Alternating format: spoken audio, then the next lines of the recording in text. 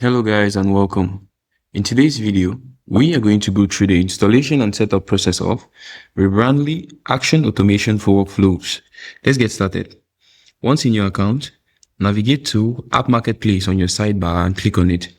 In App Marketplace, use the search bar to search for the application you'd like to install. And when you find the application, just click on it.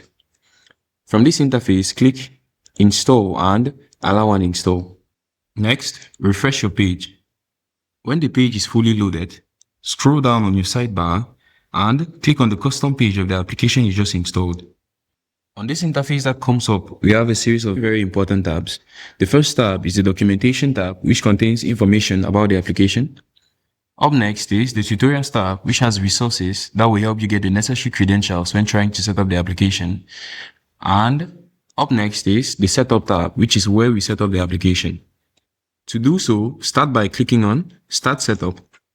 Next, head to your Rebrandly account online and click on this icon.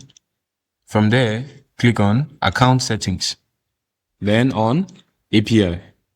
Next, click on New API Key.